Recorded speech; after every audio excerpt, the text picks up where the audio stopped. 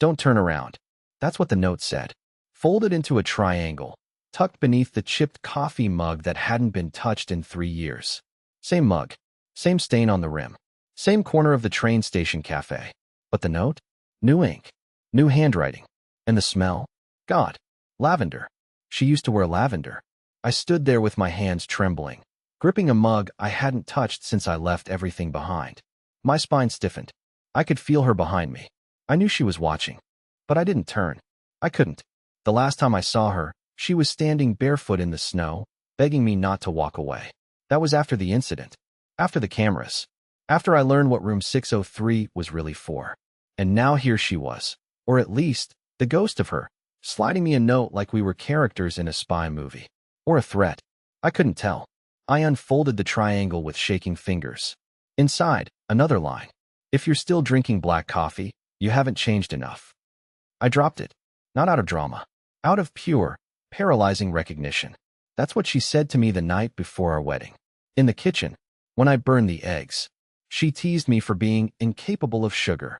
Said I needed to change. That I'd always be stuck in my patterns. And now here I was. 3 years vanished, a fake name, a fake town, a fake job, and she still knew exactly where to find me. Still knew what I drank. Still knew how to pull my strings. I stood up and walked out without looking behind me. Walked fast.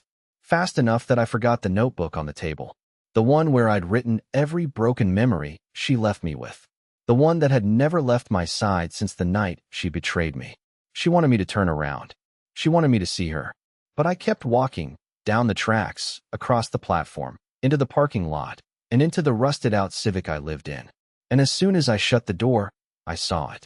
Another folded triangle. On the passenger seat. If you run again, I'll tell them the truth wasn't yours to tell. I swear I heard her laugh. And it wasn't sweet. I didn't sleep that night. Not even a little. I sat in the front seat of my car with the second triangle note on my lap, engine off, fingers clenched so hard around the steering wheel that the vinyl tore. The Civic smelled like spilled gasoline and damp laundry, but I barely noticed. All I could think about was her handwriting. How precise it was. Always too perfect for someone who claimed to hate rules. That little curve on her R's. The arrogant calm in her threats. The truth wasn't yours to tell. I must have read that line 100 times. The truth. Not a truth. Not a lie. The truth. She wasn't just threatening me. She was reminding me of what I knew, of what I saw. Room 603 wasn't about an affair. That's what everyone always assumed. When I disappeared, I let people think she cheated. It was easier, cleaner. But the truth? That was something else entirely. It started with a fundraiser. A stupid, corporate masquerade party in a hotel ballroom. She'd planned the whole thing. Flowers, lights, speeches. I was just the plus one. I hated those events, but she always wanted me there, grinning silently at her side, pretending I belonged with people who made 6 figures from selling fake futures. I remember being bored out of my mind. So I wandered upstairs, looking for a bathroom away from the crowd. That's when I saw her, coming out of room 603. She looked pale, shaken. Her lipstick was smudged, and there was blood, on her wrist. Not a cut, just a streak, like someone had grabbed her too hard. She didn't see me at first. She was focused on the hallway camera, adjusting her scarf, covering her neck. Then she saw me. We locked eyes. She didn't blink, just walked past me like I was a stranger, and whispered one word as she passed. Forget. I didn't. Of course I didn't. Later that night, while she gave some big toast about community partnerships, I slipped upstairs. Room 603 wasn't locked. Inside, the lights were off, the curtains drawn, and the air smelled like bleach. On the bed, there was a man, mid-40s, expensive suit. His shoes were off, tie loose, eyes wide open. But he wasn't moving, not even breathing. I didn't touch anything. I didn't take photos. I backed out slowly, hard in my throat. I told her about it the next day. Or tried to. She cut me off with one sentence. If you love me, you didn't see anything. The worst part? I said okay. I let it go. I buried it. Until 3 weeks later, when that man's photo popped up on the news. A missing investment executive. Foul play suspected. Last seen, and here's the kicker, at a different hotel entirely. They scrubbed the fundraiser from the web. Photos vanished. No trace of that night. No mentions of the venue. It was like the whole event never happened. But I knew. I remembered. I started digging. Quietly. Found out more than I should have. About Josie. About her connections. About the partnerships she bragged about. And when I finally confronted her with everything, when I told her I'd go to the police, she laughed. Not fake laughter. Real, confident laughter. No one would believe you, Elliot. You disappear into yourself just fine without me helping. She was right. So I ran. But now she's here. 3 years later. With her lavender perfume and her smug little notes. And somehow she still has the upper hand. She didn't come here to apologize. She came to warn me. But about what? That night, I went back into the cafe just before closing. The waitress, a teenager named Mel who always played weird French jazz, looked up and said, "Your wife left this." She handed me a paper bag. Inside, a burner phone. No name. No contact. Just one scheduled calendar event. Room 603, Tuesday, 11 a.m. It was Sunday night. I had 2 days to decide if I was going back. Back to the place where it all fell apart. Back to the room that never stopped haunting me. And for the first time in 3 years, I felt something I thought I'd buried with my old life. Not fear. Not guilt. Curiosity. I didn't sleep Monday night either. I sat on the floor of my car with the burner phone in my lap like it was radioactive. The device was ancient, something from a decade ago, with a scratched screen and dust behind the buttons. No apps. No SIM card. Just the one calendar event. Room 603. Tuesday, 11 a.m. I kept asking myself the same question over and over. Why now? Why would she crawl out of the shadows after all this time just to invite me back into the same room I walked away from? She didn't need to find me. She didn't need to leave notes or make riddles out of hotel rooms and old wounds. If she wanted me erased, she could have done that 3 years ago. She had help, power, people, but she didn't erase me. She let me disappear, and now she wanted me to walk back in. So I did something that maybe sounds paranoid, but it made sense at the time. I took the phone apart. Literally. I used the knife I keep under my seat to pop the back panel, unscrewed the battery plate, checked for trackers, microphones, anything that might scream trap. I don't know what I was expecting to find. A wire? GPS? A listening bug? Something that would confirm the awful feeling I couldn't shake, that this wasn't about reconciliation or closure. This was a setup. But the phone was clean. Old, clunky, and dead simple. And that made it worse somehow. Because now I had no excuse not to go. So Tuesday morning, I showered at the gas station across from the train yard, put on the only button-up shirt I owned that didn't smell like mildew, and took a long walk toward the address listed on the calendar entry. A hotel. Not the same one as before. Not even the same city. This was one of those boutique, artsy ones with bare concrete walls and overpriced lobby candles that smell like rain-soaked pine and guilt. The front desk clerk didn't ask for ID. She just handed me a key card sealed in an envelope and told me, "You're expected." Room 603 was on the 6th floor, naturally. I took the stairs instead of the elevator. I don't know why. Maybe I needed the delay, or maybe I thought she'd be waiting behind the sliding doors with a smile and a knife. When I got to the door, my heart was pounding so hard I thought it might knock for me. I stood there for a full minute, hand on the card, just breathing. And then I went in. The room was empty. Not just unoccupied. Empty. No bed. No furniture. No curtains. Nothing but 4 walls and a single steel chair in the center of the room, and a black envelope on the floor beneath it. The door closed behind me on its own. I should have left. I know that now. But I was in too deep, too curious, too exhausted, too broken. I picked up the envelope, opened it, and inside was a photograph. Of me. Taken maybe a week ago, outside the diner where I washed dishes. I was bent over a trash bag, mid-lift, wearing the red beanie I thought no one had ever seen me in. Behind me in the photo, blurred in the background, was a man I didn't recognize. But someone had circled his face in red ink. Underneath, a message. "You were never the one they were watching." I sat down on the chair, legs weak. The room felt colder than before, like the air had been let out. I stared at the photo, then flipped it over. Another message. This one handwritten. "He knows what you did, and he's already close." I wanted to scream. I wanted to run. But instead, I laughed.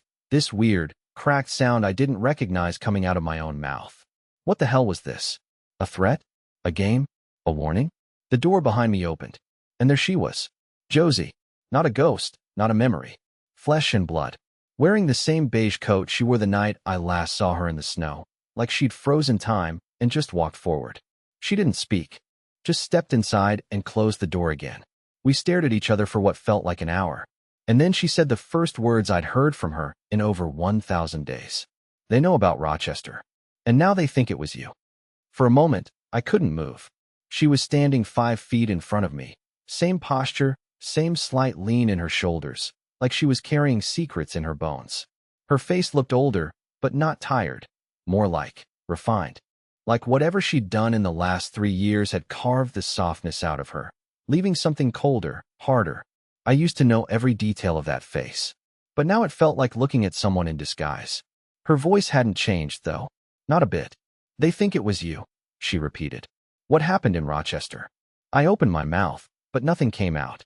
I had so many questions, accusations, curses sitting right behind my teeth, but my tongue refused to cooperate. She walked to the other side of the empty room and leaned against the wall like this was just another Tuesday for her. Like we were in some ridiculous therapy session. She crossed her arms and looked me dead in the eyes. You still think this is about us, don't you? That snapped something in me. I stood up, the chair screeching against the concrete, and took a step toward her.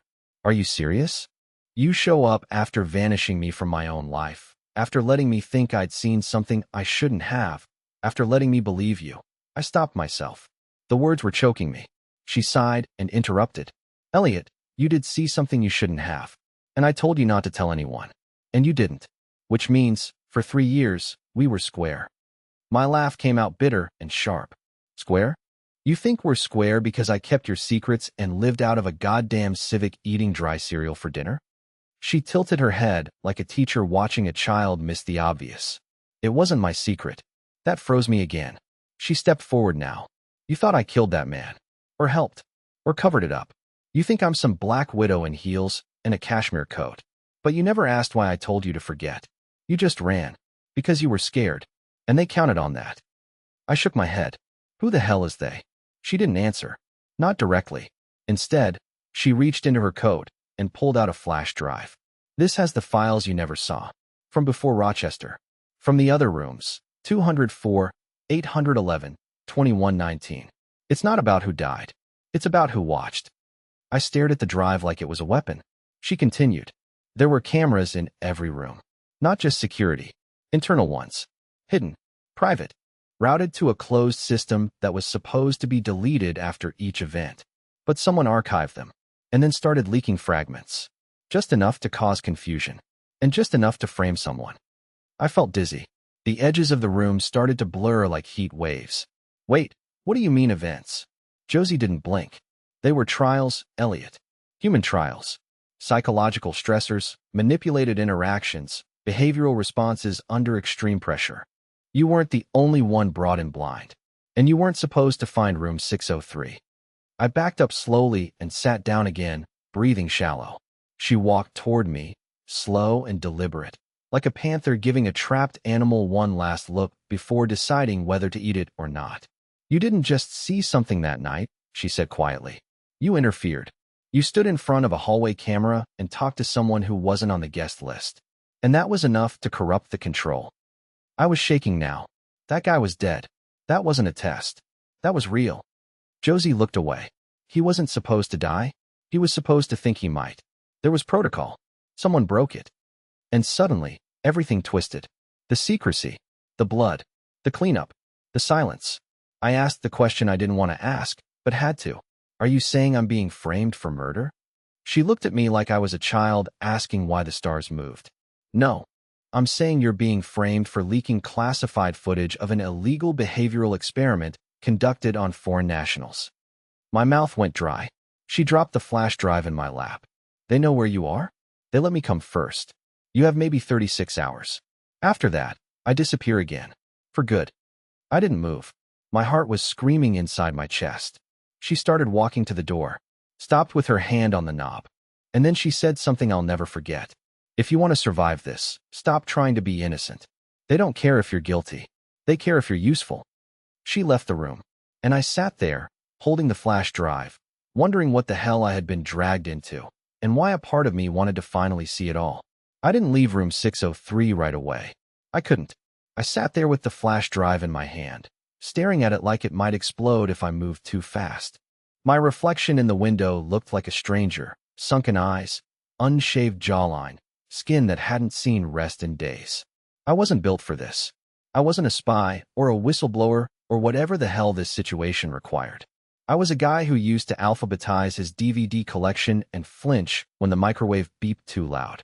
But here I was, in an empty hotel room with a flash drive full of God knows what, and a countdown I couldn't even verify. 36 hours, she said. That was hours ago. I didn't go back to the car. I couldn't risk being seen on a public network, so I walked 4 blocks to a grimy internet cafe tucked between a pawn shop and a boarded-up vape lounge. I paid in cash, used a fake name on the login sheet, and picked the computer furthest from the windows. When I plugged in the drive, nothing happened.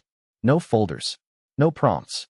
Just a plain black screen with one blinking cursor in the top left corner. Then, a single line appeared. Begin reconstruction?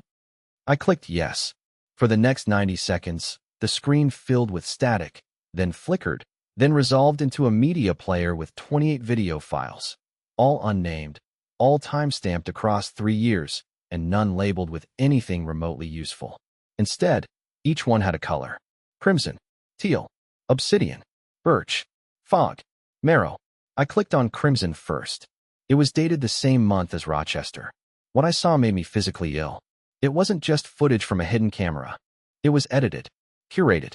Slow-motion close-ups of facial expressions, biometric overlays tracking heart rate, eye movement, pupil dilation. The scene was a hotel room, different from 603, but the setup was nearly identical. A man and a woman were arguing. Or at least, he was arguing. She barely spoke.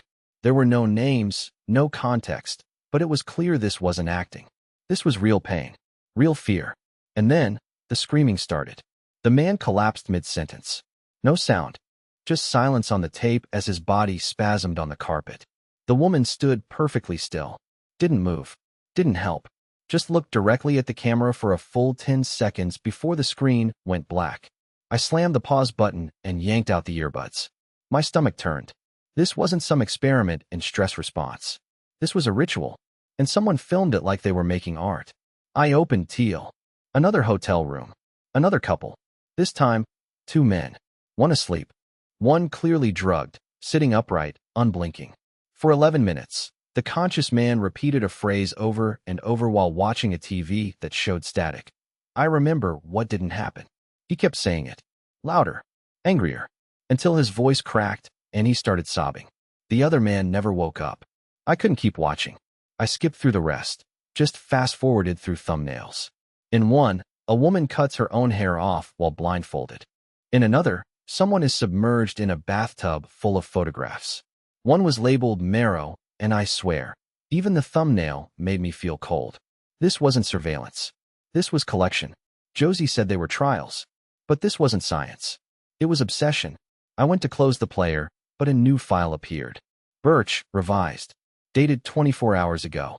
I clicked it, and what I saw shattered everything I thought I understood about how far this had gone. It was me, walking to the diner, emptying the trash, staring at a menu board with my hands in my pockets. But it wasn't filmed from a distance. It was filmed from inside the building, from angles I never saw, never noticed. Behind shelves. Through mirrors. One angle was from behind the cash register. They were in the diner. With me. The final frame of the video was a freeze frame on my face. Then white text over black. Compliance under pressure still consistent. Prepare for stage 2. I closed everything. Pulled the drive. Left the building. On the street, everything looked the same. Same traffic, same sirens, same smell of fried meat and spilled coffee. But nothing felt safe anymore. Not the people. Not the city. Not even the air. I got back to my car and found a parking ticket on the windshield. Except it wasn't a ticket. It was another note. White paper. Neatly folded. Same handwriting.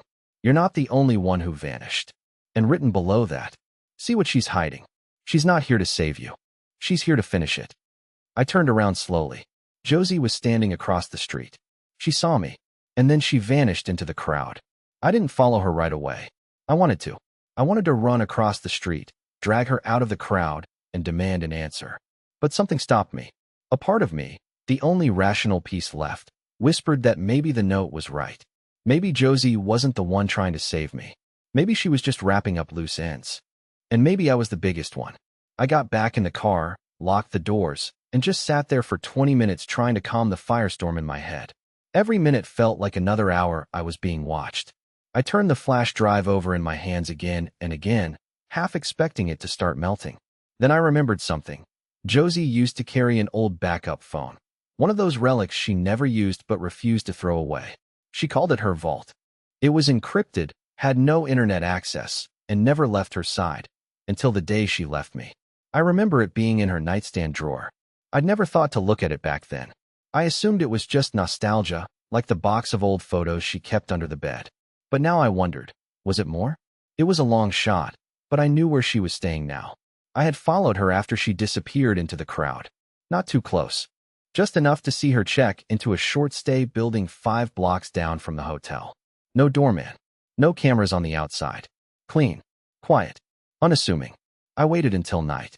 At 3:14 a.m., I walked through the building's back entrance using a bent ID card to force the latch. She was on the second floor, room 2C. I remembered the window she looked out of earlier. I'd seen her silhouette. The lights were off now. I didn't knock. I didn't want to give her time to prepare. The lock took me 20 seconds. I was careful. Quiet. When the door swung open, the room was dark and still. She wasn't there. I stepped in slowly, every nerve in my body on fire. The nightstand was right where it always used to be. Small, oak, 2 drawers. I opened the top one. There it was. The old phone. Same case. Same sticker on the back. A faded cartoon wolf she got at a gas station in Missouri. I powered it on. Password prompt. I didn't hesitate. I typed in her brother's name. She had always used that as a default. The screen unlocked. And just like that, I was inside the vault. The phone had no apps. No texts. No contacts. Just one folder on the home screen called Echoes. Inside it, 6 voice recordings. Dated across several months. All labeled with numbers, not titles. I pressed play on the first. At first, just silence. Then the sound of Josie's voice. Raw. Close to the mic. Almost whispering. Trial 3 failed. Subject reacted violently to memory induction. I told them it was too soon, but protocol was overwritten. I'm logging this in case things go further south. If I disappear, Elliot, I hope you're not still angry. I never meant for you to see anything. My throat tightened. My name. Her voice. The guilt in it. I hit play on the next one. Trial 5. Subject recognized Elliot from the Rochester frame. That shouldn't have been possible. They were never meant to overlap. I think the archive's been tampered with. Someone's bleeding the footage on purpose. It's not me. I swear it's not me. Suddenly the room felt 100 degrees colder. She knew I'd find these. Recording 3 was corrupted. Nothing but garbled static and a few sharp breathing sounds I didn't want to imagine too closely. Recording 4. This one changed everything. They won't let me walk. I tried to quit. They said I'd be repurposed. Not killed. Repurposed. Like a malfunctioning tool. I think you were part of the control group. You weren't supposed to intervene. You weren't even supposed to remember the room. But you did. And now, you're not a witness anymore. You're a variable. The screen dimmed as she paused in the audio. Then, if you're listening to this, it means they're already watching you again. That's when I heard something behind me. A door creaking down the hall. I jumped, shoved the phone into my coat, and killed the light. I was out of the apartment in under 15 seconds, heart pounding so hard it felt like a second heartbeat in my throat. I didn't stop moving until I was 4 blocks away. Back in the car, I played the final recording. The most recent. Timestamp just 12 hours ago. He doesn't trust me anymore. I saw it in his eyes. Maybe he's right. I've been lying so long, I don't know where the truth ends. But if I can still fix this, if any of this matters, I have to make a choice. Do I save him or use him? Silence. Then a final sentence that cracked me open. Elliot, if I don't make it, find the names. They're the only proof this was ever real. I sat in my car until the sun rose, every part of me numb, except one thing, the drive to find those names. And somewhere, in one of those colored files on the flash drive, I knew they were waiting for me. I didn't go back to the diner. I didn't go anywhere public. Not after hearing those recordings. I spent the entire day driving. Small towns, back roads, truck stops. No GPS. No credit cards. I stayed off the grid as best I could. It didn't matter where I was, only that I wasn't standing still. I kept the flash drive close, shoved inside the lining of my coat, and the burner phone powered off, battery removed. The only thing I knew for certain was that I needed to find the names. Not just for me. Not just to clear whatever shadowy accusation Josie had warned me about. I needed to see proof. Because if I saw names, real ones, traceable ones, then all of this, all of the paranoia and fragments and bleeding footage in buried hotel rooms, it would finally be real. I stopped in a forgotten motel outside Trenton, checked in under a name I made up on the spot, and used a portable hotspot I'd bought months ago for emergencies. The Wi-Fi was slow. Spotty. Perfect. The less stable, the better. This time, when I plugged in the flash drive, I didn't open the videos. I opened the hidden partition. You wouldn't notice it unless you were looking. A small, encrypted block tucked into the far corner of the drive. It didn't appear in the folder tree. You had to access it through terminal commands. Josie taught me that once, back when we were still playing around with Linux and pretending to be smarter than we were. I remembered her smirk as she said, "Sometimes hiding something in plain sight just makes it easier to find for the right eyes." It asked for a passphrase. I tried her brother's name again. Nothing. Then I remembered something from the recordings, the phrase from Trial 5. I remember what didn't happen. I typed it in. The archive opened. There were no files. Just one program. A viewer. Sleek, custom designed. It launched in full screen, black background, a white serif font that simply said, "Welcome to Atlas Index." Atlas. She'd never said that word before. Not in the recordings. Not in the notes. But as soon as I saw it, something clicked. Like a memory that didn't belong to me, but had been waiting to be accessed. A meeting. A name tag. A brochure. Years ago. Maybe it was a job fair. Maybe a conference Josie dragged me to. The name Atlas was tied to something. Research, maybe. Or behavioral science. I couldn't place it. But the word hit me like static in my teeth. The interface loaded. No folders. No drop-downs. Just a single rotating model of a human brain, glowing faintly. Underneath it, a list of names. Nearly 200 of them. No last names. Just firsts. Each one paired with a code. A date. And a status. Linda. T12F. March 4th, 2021. Unstable. Amos. R29D. September 11th, 2020. Cleared. Remy. F83K. December 22nd, 2022. Removed. Elliot. C17A. January 13th, 2020. Variable. I froze. My name. In the list. Fourth row. I stared at it for a long time. My stomach dropped, like the floor beneath me had shifted. I scrolled up, then down, then back again. I wasn't imagining it. Elliot. Code C17A. January 13th, 2020. That was the week Josie and I went to that resort near Lake George. The quiet weekend she insisted on. No work. No phones. Just us and snow and hot cocoa and long walks that felt too structured. Too rehearsed. I thought she was trying to fix us. Now I wondered if she was just watching. The status next to my name wasn't like the others. Not unstable. Not cleared. Not removed. Mine said variable. Same word she used in the recording. I clicked it. The screen flashed white. A loading symbol spun for several seconds, and then video footage. Dozens of clips. Some I recognized, from the crimson file, from hotel lobbies and street corners. But others were worse. Private. Intimate. Me sleeping. Me shaving. Me talking to myself. Me crying in the car after I left her. They never stopped watching me. Even after I ran, they kept feeding the footage into this archive. There were notes, too. Analyst logs. Clinical observations. Subject demonstrates abnormal memory resilience after exposure to false event loops. Subject continues to resist normalization despite behavioral pressure. Subject's emotional volatility suggests ideal stress index profile. Recommend retention. I felt nauseous. Every part of my life for the last 3 years had been part of a case study. Not surveillance. Not blackmail. An experiment. But then I noticed something else. At the bottom of the screen, a small pulsing alert. Archive updated. New entry received. Code. K41J. Status. Escalated. I clicked it. A new name appeared. Josie. K41J. October 3rd, 2025. escalated. Today's date. Status, escalated. I clicked again. The screen went black. A voice file played. It wasn't Josie's voice. It was a man. Containment breach confirmed. K41J made contact with C17A. Archive integrity compromised.